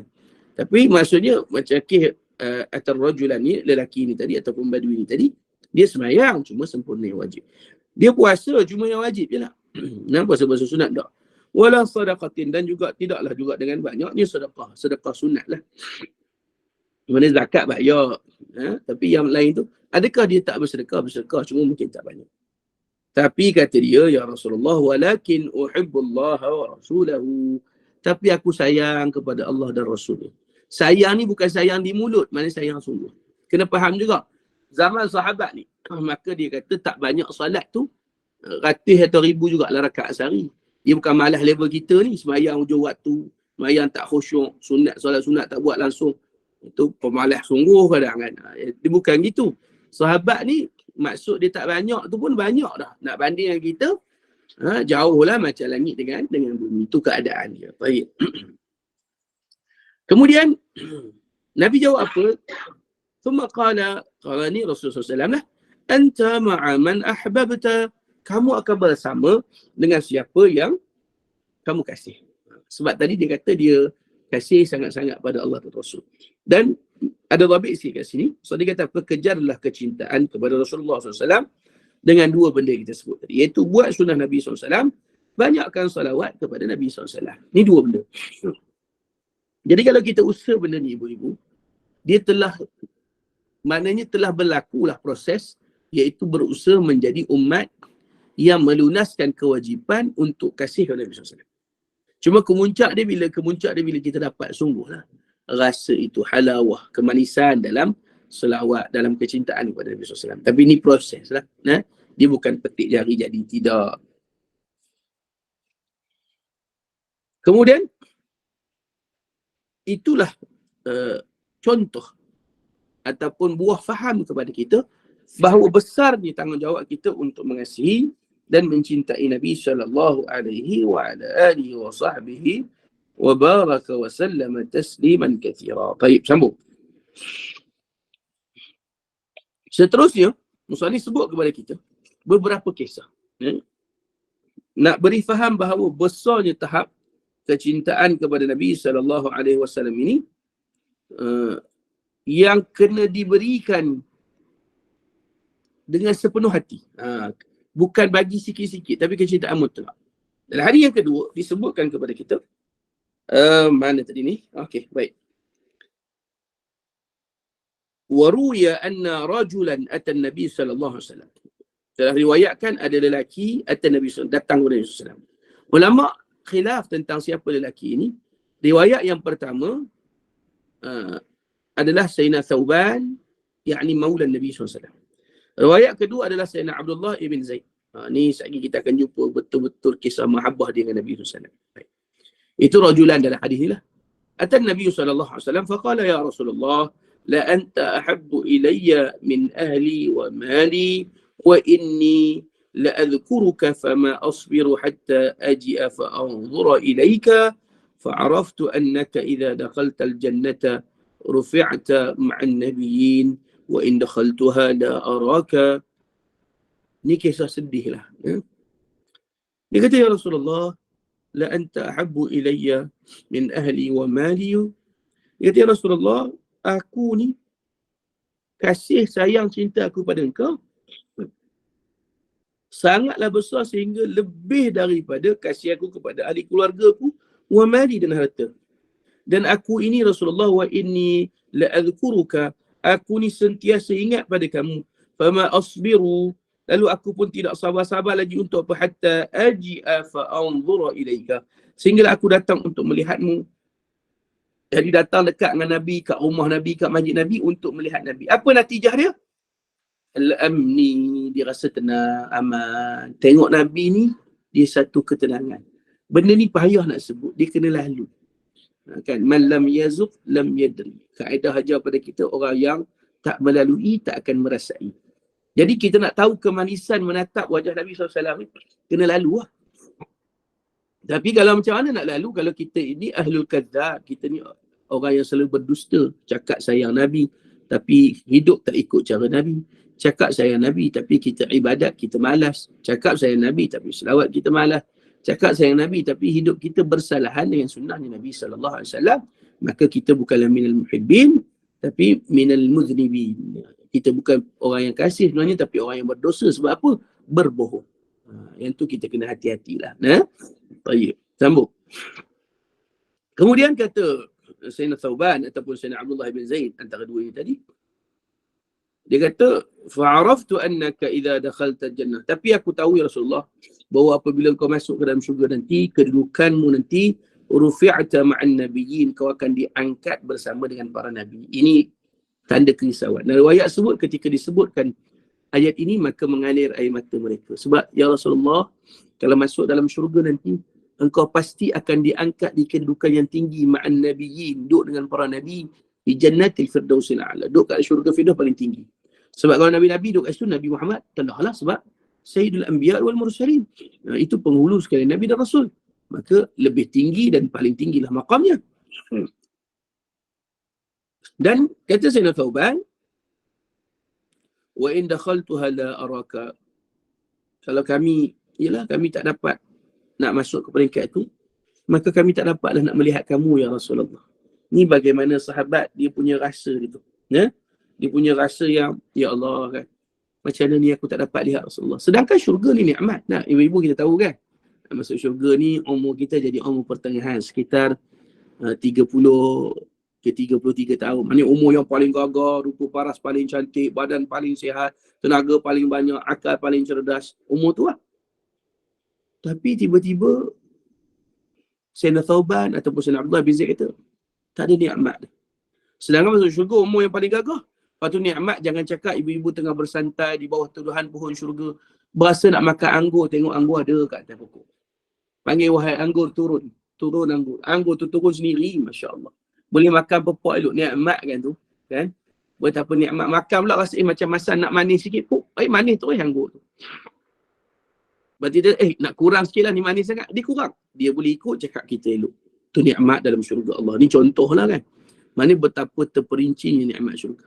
Tapi kata Sayyidina Thawban, kami tak dapat naik ke syurga yang paling tinggi. Mana dalam syurga dah tu. Tapi tak dapat masuk ke syurga paling tinggi. La araka, kami tak dapat lihat kamu ya Rasulullah. Sedih dia. Maka Nabi SAW pun menenangkan dia dengan firman Allah SWT. Fa'anzalallahu ta'ala wa man yuti'illaha wa rasulah fa'ulaika ma'alladhina an'amallahu alaihim minan nabiyyin was-siddiqin wasyuhada'i was-salihin wa hasuna ulaika rafiqa. Allah Ta'ala bagi tahu bahawa sesiapa yang taat kepada Allah, wa may yuti'illaha wa rasulah, yang taat pada Allah dan Rasul, maka mereka-mereka ini adalah orang-orang yang faulaika ma'alladzina an'ama Allah, mereka ini akan termasuk dalam kategori orang yang dapat nikmat Allah. Alaihim minan nabiyyin was-siddiqin wasyuhada'i was-salihin, mereka akan duduk dengan para nabi, para siddiq, para syuhada, para salihin. Wa hasuna ulaika rafiqa, dan mereka ini duduk kat situ dengan dapat nikmat yang sangat elok, teman-teman yang sangat elok, segala-segala yang ada dalam syurga tu semua yang elok-elok berlaku. Maka duduk dengan para nabi dan rasul. Bila mendengar ayat ini dan dibacakan ayat ini, maka tenanglah hati, lapanglah jiwa, damailah rasa di kalangan mereka. Kalau riwayat kata Sayyidina Thawban lah. Kalau riwayat yang kata Sayyidina Abdullah ibn Zaid, maka Sayyidina Abdullah ibn Zaid lah. Jadi ibu nak sebut kepada kita bahawa Nabi SAW dan Allah Subhanahu Wa Taala menjanjikan bahawa orang yang kasih sayang dan cinta kepada Nabi SAW ini, dia akan dapat nikmat yang luar biasa hebat. Dia akan nikmat yang tidak terperi rasanya. Sebab apa? Sebab dah dapat duduk dengan Nabi, dapat lihat wajah Nabi, nak apa lagi? Nak kerja apa lagi? Tapi bersyaratlah kan, di atas muka bumi ni kena sungguh-sungguh ada mahabbah kepada Nabi, bukan berdusta ada mahabbah kepada Nabi. Kita cakap ada mahabbah kepada Nabi tapi lawan apa yang Nabi perintah. Kita cakap mahabbah kepada Nabi SAW tapi kita bersalahan dengan sunnah Nabi SAW. Jadi benda itu tak jalan lah, tak jalan. Kita kena betul-betul macam mana yang kita sebut, macam tu kita buat. Macam mana Nabi ajar, begitu kita buat. Jadi kalau kita hidup bermudah-mudah dengan hukum, buat main dengan agama, lepas tu kita kata kita cinta Nabi, itu bohong. Itu bohong. Kalau gitu, sia-sialah apa yang kita buat. Sebab apa? Mulut kita bercakap benda lain, perbuatan kita buat benda lain, maka nilai di sisi Allah tadi, la yuntafa'u bihi wal'iyazu billah. Tak ada manfaat. Baik. Dan diceritakan lagi, sambung. Pada suatu hari, ketika mana berlakunya kewafatan Nabi SAW. Hari Nabi wafat ni hari yang sangat menyakitkan. Disebutkan dalam kitab Kanzul Wafa, cerita tentang kewafatan Nabi SAW. Para sahabat jadi tak tentu arah.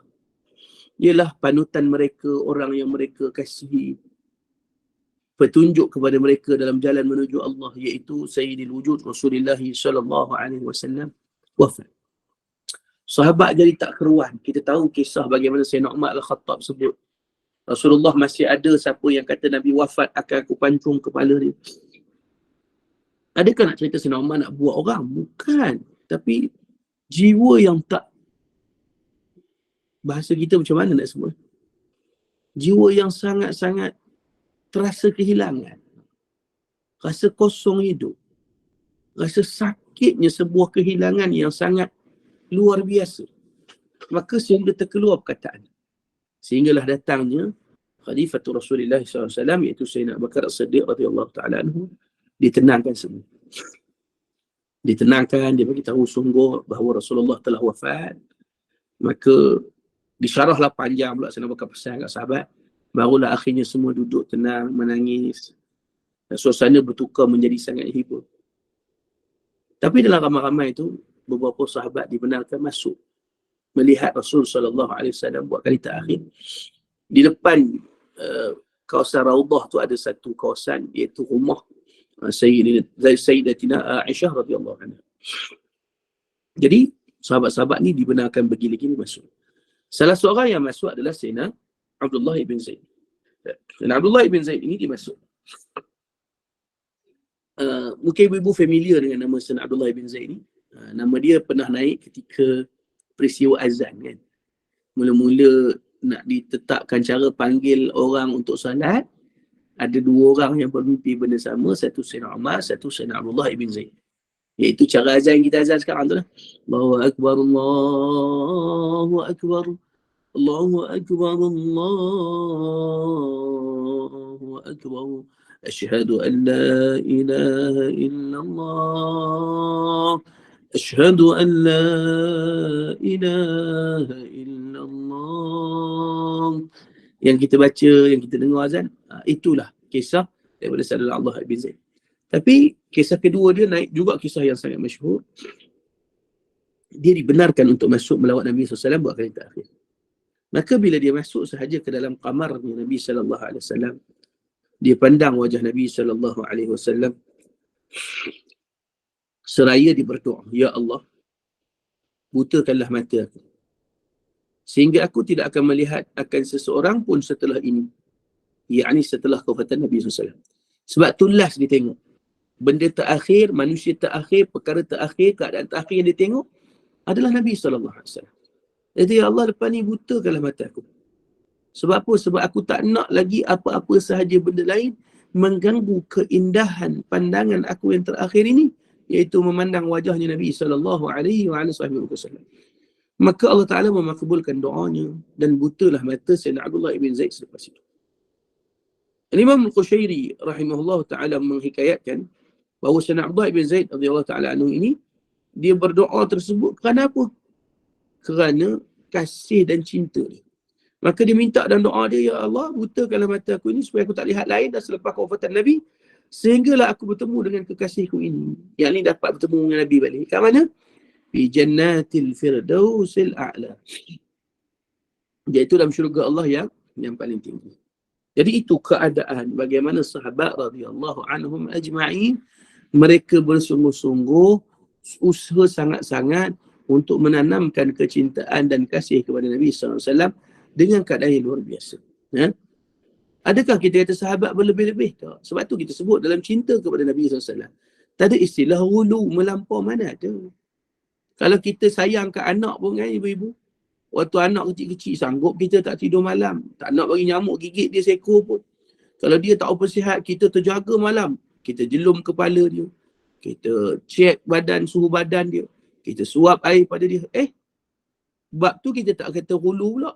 Memang tak hulu sebab kasih ibu kepada anak.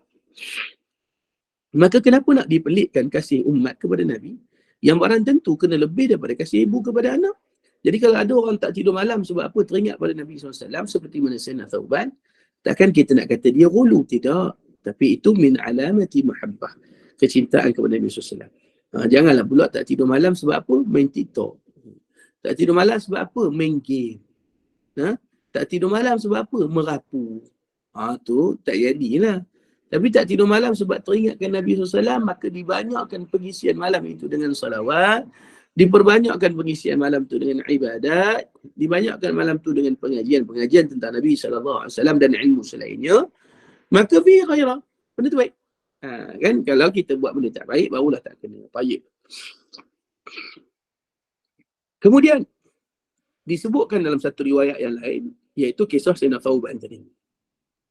Sayyidina Thawban ni kita kenal, gelaran dia adalah Maula Rasul SAW. Bahasa sekarang ni macam anak angkat lah, macam tu. Maknanya Sayyidina Thawban ni dia datang hari-hari ke rumah Nabi SAW, tolong apa-apa yang perlu tolong pada Nabi SAW daripada dia kecil. Mana bayangkan kecintaan dia kepada Nabi SAW ni pada tahap yang sangat kemuncak. Kemudian satu hari, Sayyidina Thawban ni, dia terlalu rindu kepada Nabi SAW. Sampai tahap jadi apa ibu-ibu? Ni nak tanya sikit lah ibu-ibu kan. Pernah tak suami outstation contoh? Outstation. Ni cerita yang ada lah, bukan yang dah tak ada. Kalau suami meninggal cerita lain. Tapi kalau suami keluar kerja pagi, bukan outstation pun, keluar kerja pagi, balik petang. Pernah tak jadi kita ni sampai tak lalu makan, pucat. Sebab apa? Teringatlah Ustaz kat suami saya, ya Allah. Tak lalu nak makan. Pernah ke sampai tahap gitu? Pucat gitu. Nah, payah jumpa manusia gitu. Ada yang dia sekata gini adalah, lama dah sikit keluar kerja, duduk rumah pun tidur je, buat apa ni? Bila keluar tu? Kan? Siap suami balik pai syak lagi, bang ni duit kopi, pergi minum kopi kat luar ni. Sebab apa? Serabut dia kata duduk rumah tak berfungsi pun. Tapi bayangkan, Sayyidina Thawban ni, dia sampai tahap pucat. Tubuh dia pucat, kulit dia ni pucat, tubuhnya menjadi kurus kering, wajahnya subur, nampak cengkung sangat. Kita nak kata Sayyidina Thawban hulu ke? Tidak. Dan dalam keadaan gitu, Rasulullah SAW tanya kepada dia, Ya Thawban, ma ghayyara lawnaka, apa yang menyebabkan wahai Thawban, engkau kelihatan pucat ni, nampak macam tak larat sangat. Maka kata Sayyidina Thawban kepada Nabi SAW, wahai Rasulullah, tidaklah aku ini mudarat atau menderita sakit. Aku bukannya sakit.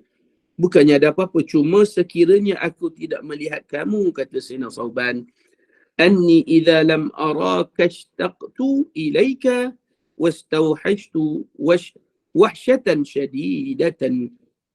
Dia kata, aku ni ya Rasulullah, kalau idza lam araka, kalau aku tak tengok kamu ya Rasulullah, maka aku jadi apa? Ishtaqtu ilaika, aku akan sangat-sangat rindu kepada kamu. Dia punya level rindu ni bila ibu-ibu? Bila lepas solat isyak, Nabi masuk dalam rumah dengan isteri Nabi. Bila Nabi keluar balik, subuh jagi. Antara isyak hingga subuh tu, bila lam araka ya Rasulullah, aku tak tengok kamu waktu tu, ishtaqtu ilaika, aku sangat rindu pada kamu. Subhanallah. Ini baru betul rindu. Bukan kita sembang rindu betul main game. Sembang rindu main telefon. Sembang rindu merapu. Itu tak cukup rindu. Tapi rindu Sayyidina Thawban sampai kuruh kering jadi. Pucat muka-muka. Sebab apa? Terlalu rindu kepada Nabi. Kan dia kata, idza lam araka, jika aku tak tengok kamu ya Rasulullah, ishtaqtu ilaika, aku rindu kepada kamu. Kemudian kata Sayyidina Thawban, dan saat itu aku merasakan apa? Wastawhajtu wahsyatan syadidan. Aku jadi keadaan waktu tu rasa kesepian yang amat sangat. Tak tenteram sungguh-sungguh. Rasa gelisah hati. Hatta alqaka ya Rasulullah. Sehinggalah aku bertemu balik denganmu ya Rasulullah bila subuh. Subhanallah. Sayyidina Thawban punya rindu, punya gelisah sampai tahap tu. Maka kata dia lagi, thumma dzakartul akhirata. Dia kata kemudian bila aku ingat akhirat, wa akhafu alla araka hunaka ya Rasulullah. Bila aku tengok akhirat lagi aku takut ya Rasulullah. Takut apa? Takut tak tengok kamu. Sebab apa? Li'anni araftu annaka turfa'u ma'an nabiyyin. Aku yakin akhirat nanti, araftu annaka turfa'u ma'an nabiyyin. Kamu akan diangkat duduk bersama dengan para nabi. Mana kat syurga yang paling tinggi. Wa anni, dan aku, in dakhaltul jannata ka kuntu fi manzilatin hiya adna min manzilatik. Kalau aku masuk syurga nanti pun, kata Sayyidina Thawban, aku akan duduk kat satu kedudukan yang rendah daripada kedudukan. Sebab aku bukan Nabi, aku bukan Rasul. Maka aku tak boleh duduk di kedudukan kamu ya Rasulullah. Tak sama dah. Maka kata dia, wa illam adkhul fadhalika hina la araka abadan. Maka aku pasti yang demikian selama-lamanya aku tidak akan melihatmu ya Rasulullah. Bayangkan tak boleh lihat antara isyak hingga subuh pun dah tak tentu hara dah. Hati Sayyidina Thawban rasa gelisah sangat dah. Sebab apa? Tak dapat melihat wajahnya Nabi sallallahu alaihi wa ala alihi wa sahbihi wa barakasallam. Jadi tak tentu arah, jadi gelisah, jadi tak tahu macam mana dah. Ya Allah, aku tak dapat tengok Rasulullah ni. Ya Allah, macam mana keadaan aku ni? Ya Allah, macam mana nak buat ni? Ya Allah. Kan dia punya gelisah tu, gelisah yang sangat-sangat gelisah. Maka ketika itulah fa'anzalallahu ta'ala hazihil ayah. Maka Allah Ta'ala pun menurunkan ayat ini. Ayat ini ayat yang kita baca tadilah dalam surah An-Nisa pada ayat yang ke-69. Ayat ni yang menceritakan bahawa kamu nanti akan duduk dengan orang yang kamu kasih, orang yang kamu sayang, iaitu nikmat Allah ni kepada minal muhibbin, orang yang kasih pada Nabi SAW. Jadi ibu-ibu sekalian, daripada kisah Sayyidina Thawban ini, kita dapat faham bahawa kita ada kewajipan yang sangat besar, kita ada tanggungjawab untuk memupuk kecintaan kepada Nabi SAW. Jangan sampai kita ini jadi manusia yang hilang rasa cinta kepada Nabi, atau cinta kita kepada Nabi ini sangat rendah kerana terlebihlah cinta kita kepada benda selain daripada kecintaan kepada Nabi sallallahu alaihi wa ala alihi wa sahbihi wa baraka wa sallama tasliman. Jadi ibu-ibu, kita kena usahakan, kena pupuk sungguh-sungguh, kena didik diri kita sungguh-sungguh jadi manusia yang cinta kepada Nabi SAW, dan bina kecintaan ini supaya akhirnya kita jadi manusia yang sungguh-sungguh ada kecintaan kepada Nabi SAW. Baik. Ada yang bertanya kepada saya ni, sekejap saya tengok balik.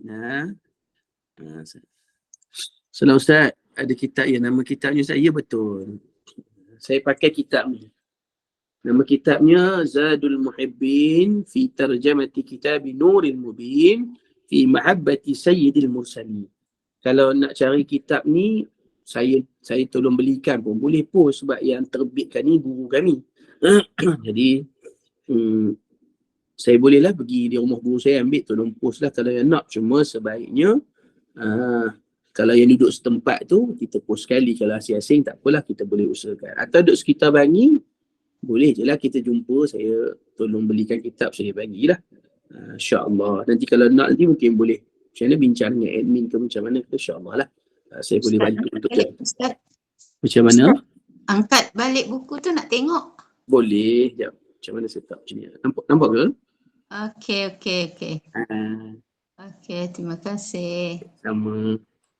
Ada yang tanya harga sebagai, saya pun tak ingat sebenarnya, nanti saya tanya balik lah, sebab saya bukan jual buku. Cuma kalau ibu-ibu nak beli kitabnya, saya memang sarankan lah. Saya boleh lah tolong pergi tanya kat guru kami, saya boleh tolong beli dan postkan lah, insyaAllah. Harga semua saya pun tak ingat, nanti saya tanya balik lah, insyaAllah. Baik.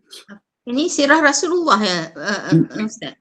Ya, betul. Memang kitab ni khusus bab sirah Nabi SAW. Dia cerita semua bab. Daripada awal-awal kitab, cerita tentang kewajipan beriman kepada Rasul, kewajipan mentaati, sampai yang kita ni bab yang ke-6, iaitu kewajipan mencintai Nabi, sampailah penutup bab syafaat. Dia lebih kurang ada 553 muka surat. Tapi sangat baik dah untuk bacaan. Dan Alhamdulillah dalam ni, kalau hadis-hadis pun telah, guru kami dah takhris siap hadis ni, hadis daripada siapa dan semua sanad, riwayat, semua komplit. Sebab tu dia ditebal tu. Jadi insyaAllah lah sangat baik. Cuma tak apalah, nanti saya usahakan untuk pergi tanya balik apa semua harga ke apa tu. Saya boleh bantulah untuk propose tu, insyaAllah. Baik. Saya sambung sikit lagi sebagai penutup sebelum kita habis ni. Nanti bagi nombor telefonnya Ustaz. Kalau Boleh. nak, Boleh insyaAllah. Baik. Saya sambung sikit lagi penutup bab ini.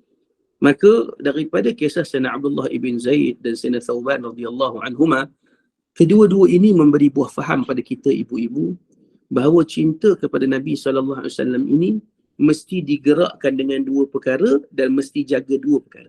Digerakkan dua perkara ini, yang pertama dengan berusaha sungguh-sungguh mengikuti sunnah Nabi SAW.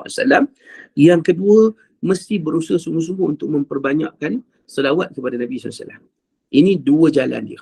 Dan untuk menjaga dua jalan ini kena ada dua perkara, iaitu yang pertamanya mesti memastikan kita ini istiqamah. Cuba cari jalan istiqamah.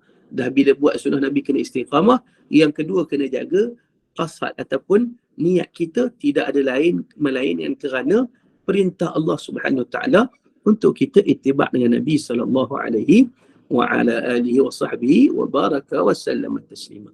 Kalau kita boleh buat dengan benda ini, insya-Allah ibu-ibu sekalian, kita boleh jadi manusia yang mampu untuk membentuk satu jiwa yang akhirnya benar-benar sayang, kasih dan cinta kepada Nabi sallallahu alaihi wa ala alihi wa sahbihi wa baraka wa sallam taslima, insya-Allah. Jadi ibu-ibu, sebagai penutup sebelum saya akhirkan jam 9.20 kita ni, saya nak ajak kita sama-sama, kita akan selawat dulu sebanyak 10 kali. sebab mengambil perintah Nabi SAW untuk selawat pagi sabahan 10 kali. Kemudian kita akan tutup dengan doa insya-Allah. Innallaha wa malaikatahu yusalluna 'alan nabi ya ayyuhalladzina amanu sallu 'alaihi wa sallimu taslima. Allahumma salli 'ala sayyidina Muhammad. اللهم صل على سيدنا محمد. اللهم صل على سيدنا محمد. اللهم صل على سيدنا محمد. اللهم صل على سيدنا محمد. اللهم صل على سيدنا محمد. اللهم صل على سيدنا محمد. اللهم صل على سيدنا محمد. اللهم صل على سيدنا محمد. اللهم صل على سيدنا محمد. إلى حضرة النبي المصطفى رسول الله صلى الله عليه وسلم. شيء لله لهم الفاتحة. أعوذ بالله من الشيطان الرجيم. بسم الله الرحمن الرحيم. الحمد لله رب العالمين الرحمن الرحيم مالك يوم الدين إياك نعبد وإياك نستعين اهدنا الصراط المستقيم صراط الذين أنعمت عليهم غير المغضوب عليهم ولا الضالين آمين. أعوذ بالله من الشيطان الرجيم. بسم الله الرحمن الرحيم. الحمد لله رب العالمين والصلاة والسلام على أشرف الأنبياء والمرسلين سيدنا محمد وعلى آله وصحبه أجمعين. اللهم اجعلنا من أهل شفاعة رسول الله صلى الله عليه وسلم. اللهم حاسبنا حسابا يسيرا.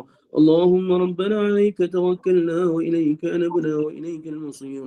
ربنا آتنا في الدنيا حسنة وفي الآخرة حسنة وقنا عذاب النار وادخلنا الجنة مع الأبرار يا عزيز يا غفار يا رب العالمين.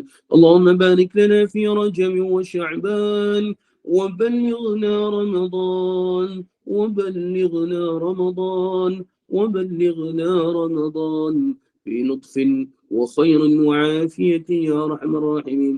Ya Allah, ya Tuhan kami mendatangkan bermohon kepadamu ya Allah. Kau berkatilah hidup kami ya Allah. Jadikanlah kami manusia yang ittiba' dengan sunnah Nabi Muhammad sallallahu alaihi wasallam. Ya Allah, Engkau berkatilah sekalian mereka yang ada dalam majlis pada hari ini ya Allah. Ibu-ibu yang meluangkan masa untuk mempelajari ilmu-Mu, untuk mendalamkan kecintaan kepada kekasih-Mu Nabi Muhammad sallallahu alaihi wasallam. Golongkanlah kami sekaliannya dalam golongan yang berada di bawah panji-panji Nabi sallallahu alaihi wasallam dan tempatkan kami di dalam syurga bersama dengan Nabi sallallahu alaihi wasallam. Ya Allah, ya Tuhan kami menadah tangan bermohon kepadamu ya Allah. Maka perkenankanlah ya Allah. Perkenankanlah ya Allah. Perkenankanlah ya Allah. Rabbana atina fid dunya hasanah fil akhirati hasanah wa qina adzaban nar.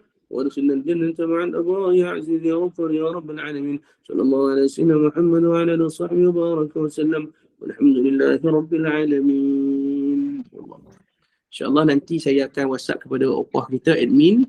Saya akan bagi maklumat tu lah untuk kitab. Saya tanya guru saya kejap, nanti saya akan WhatsApp sebab saya pun tak ingat maklumat. InsyaAllah, mudah-mudahan Allah Ta'ala berkati. Saya mohon ampun dan maaf apa yang kurang, salah dan sebagainya.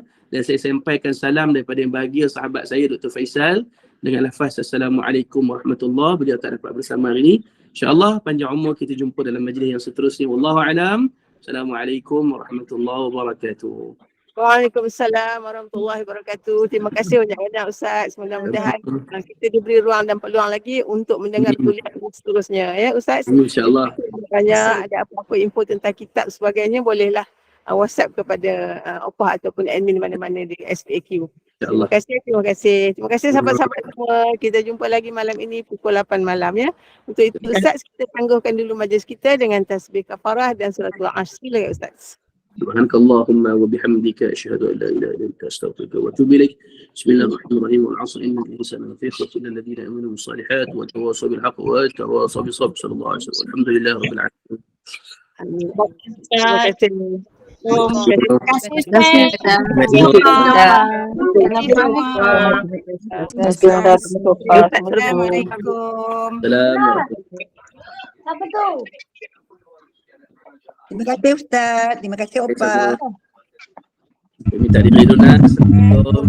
Silakan Ustaz, silakan. Terima kasih Ustaz. Terima kasih Opah. Sama-sama kasih. Terima kasih Opah. Jangan lupa ada Opah selalu ada. Okey. Itulah tapi tak nampak gambarnya. Hari ni baru nampak. Rindu. Sorry. Baik. off record. Okey, terima kasih. Jumpa lagi. Assalamualaikum warahmatullahi wabarakatuh. Waalaikumsalam warahmatullahi wabarakatuh.